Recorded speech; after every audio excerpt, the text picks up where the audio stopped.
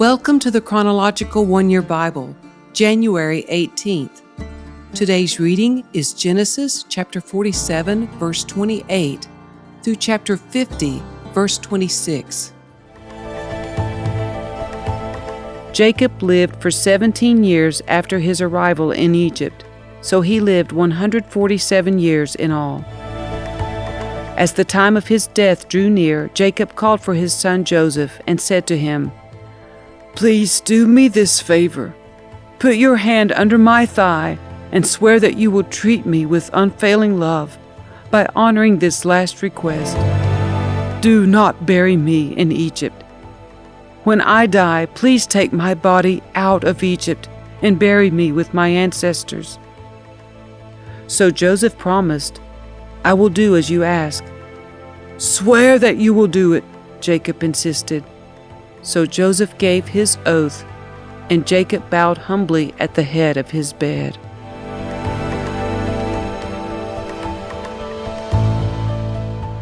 One day not long after this, word came to Joseph, "Your father is failing rapidly."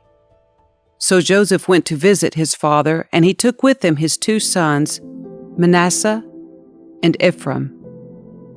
When Joseph arrived, Jacob was told, "Your son Joseph has come to see you." So Jacob gathered his strength and sat up in his bed. Jacob said to Joseph, "God Almighty appeared to me at Luz in the land of Canaan and blessed me. He said to me, 'I will make you fruitful, and I will multiply your descendants. I will make you a multitude of nations, and I will give this land of Canaan to your descendants after you as an everlasting possession.' Now I am claiming as my own sons these two boys of yours, Ephraim and Manasseh, who were born here in the land of Egypt before I arrived. They will be my sons, just as Reuben and Simeon are. But any children born to you in the future will be your own, and they will inherit land within the territories of their brothers, Ephraim and Manasseh. Long ago, as I was returning from Padan Aram, Rachel died in the land of Canaan. We were still on the way some distance from Ephrath, that is Bethlehem. So with great sorrow I buried her there beside the road to Ephrath."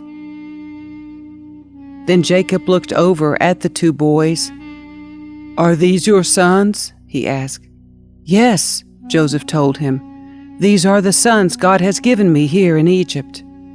And Jacob said, "Bring them closer to me so I can bless them." Jacob was half blind because of his age and could hardly see, so Joseph brought the boys close to him, and Jacob kissed and embraced them. Then Jacob said to Joseph, "I never thought I would see your face again, but now God has let me see your children too." Joseph moved the boys, who were at their grandfather's knees, and he bowed with his face to the ground. Then he positioned the boys in front of Jacob. With his right hand he directed Ephraim toward Jacob's left hand, and with his left hand he put Manasseh at Jacob's right hand. But Jacob crossed his arms as he reached out to lay his hands on the boys' heads. He put his right hand on the head of Ephraim, though he was the younger boy, and his left hand on the head of Manasseh, though he was the firstborn. Then he blessed Joseph and said, "May the God before whom my grandfather Abraham and my father Isaac walked, the God who has been my shepherd all my life to this very day, the angel who has redeemed me from all harm, may he bless these boys. May they preserve my name and the names of Abraham and Isaac, and may their descendants multiply greatly throughout the earth." But Joseph was upset when he saw that his father placed his right hand on Ephraim's head.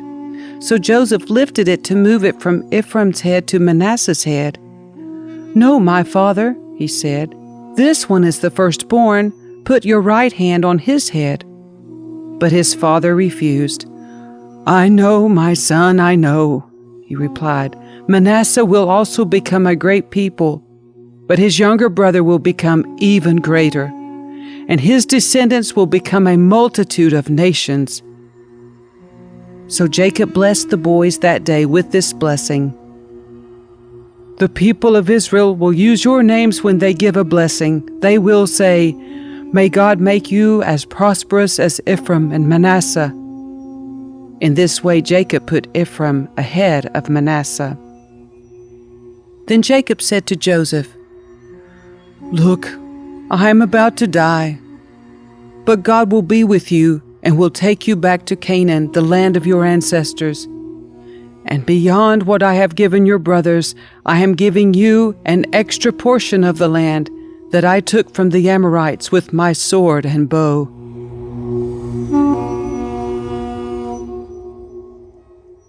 Then Jacob called together all his sons and said, "Gather round me, and I will tell you what will happen to each of you in the days to come.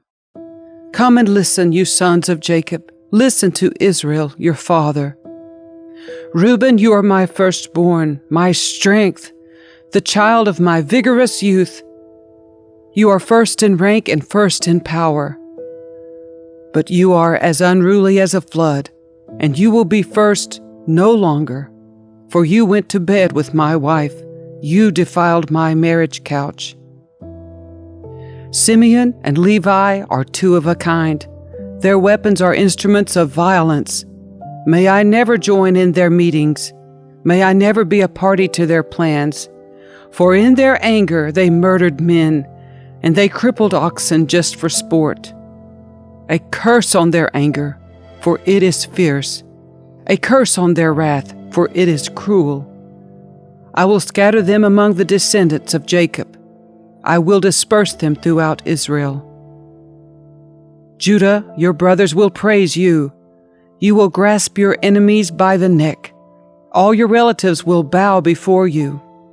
Judah, my son, is a young lion that has finished eating its prey. Like a lion he crouches and lies down. Like a lioness, who dares to rouse him? The scepter will not depart from Judah, nor the ruler's staff from his descendants, until the coming of the one to whom it belongs, the one whom all nations will honor. He ties his foal to a grapevine, the colt of his donkey to a choice vine. He washes his clothes in wine, his robes in the blood of grapes. His eyes are darker than wine, and his teeth are whiter than milk. Zebulun will settle by the seashore and will be a harbor for ships. His borders will extend to Sidon. Issachar is a sturdy donkey resting between two saddle packs. When he sees how good the countryside is and how pleasant the land, he will bend his shoulder to the load and submit himself to hard labor.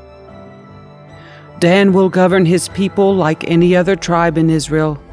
Dan will be a snake beside the road, a poisonous viper along the path that bites the horse's hooves, so its rider is thrown off. I trust in you for salvation, O Lord. Gad will be attacked by marauding bands, but he will attack them when they retreat. Asher will dine on rich foods and produce food fit for kings. Naphtali is a doe set free that bears beautiful fawns.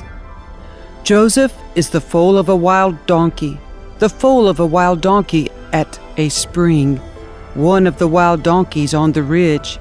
Archers attacked him savagely. They shot at him and harassed him. But his bow remained taut, and his arms were strengthened by the hands of the mighty one of Jacob, by the shepherd, the rock of Israel. May the God of your father help you. May the Almighty bless you with the blessings of the heavens above, and blessings of the watery depths below, and blessings of the breast and womb. May my fatherly blessings on you surpass the blessings of my ancestors, reaching to the heights of the eternal hills. May these blessings rest on the head of Joseph, who is a prince among his brothers. Benjamin is a ravenous wolf. devouring his enemies in the morning and dividing his plunder in the evening.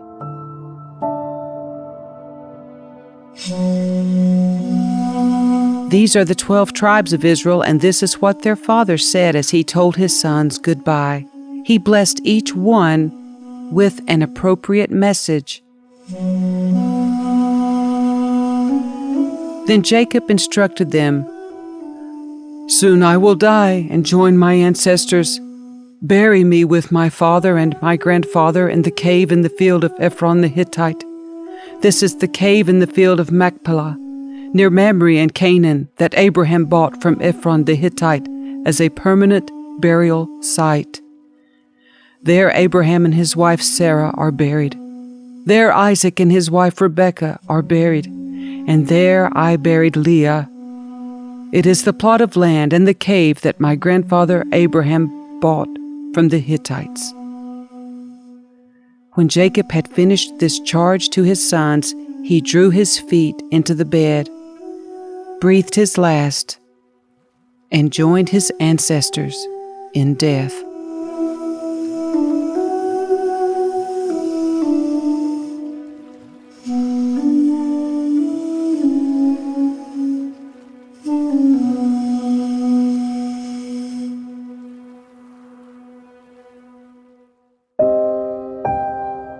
Joseph threw himself on his father and wept over him and kissed him.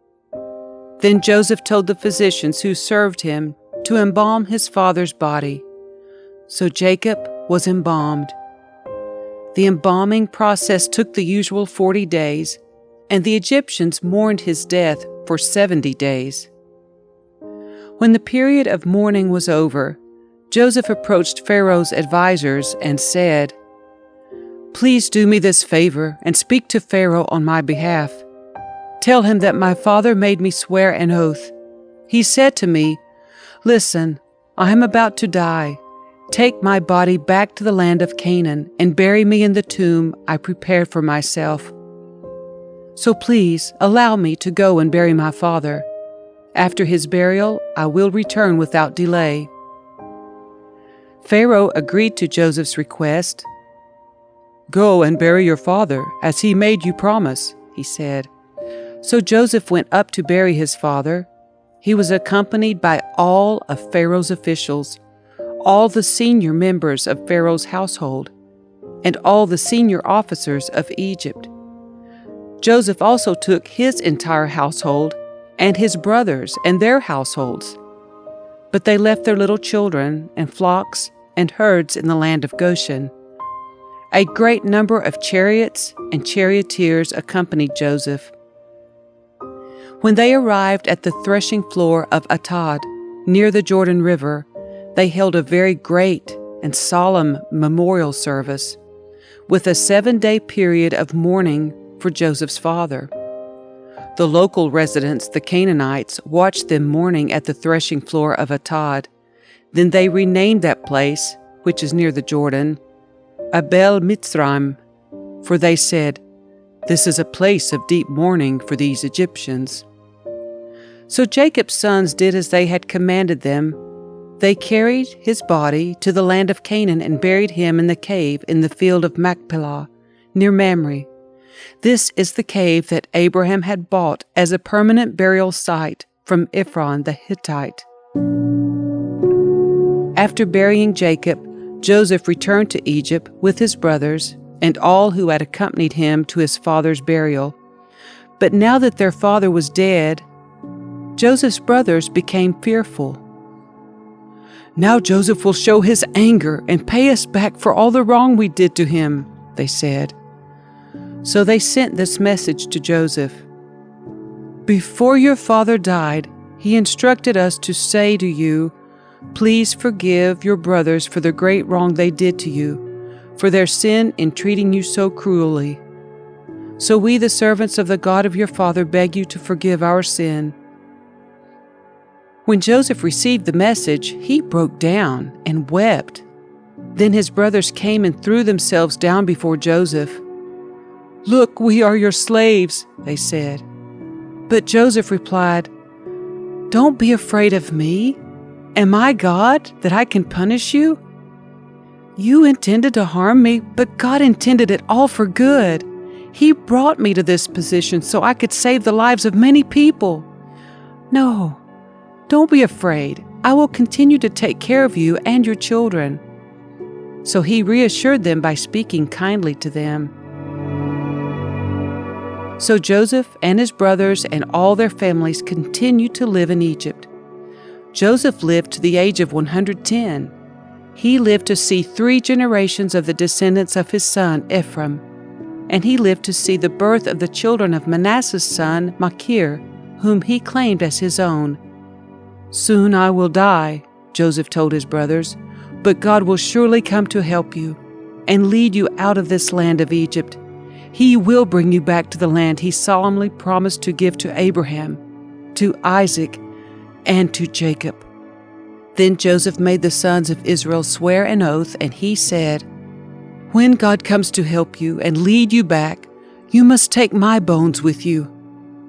So Joseph died at the age of 110. The Egyptians embalmed him, and his body was placed in a coffin in Egypt.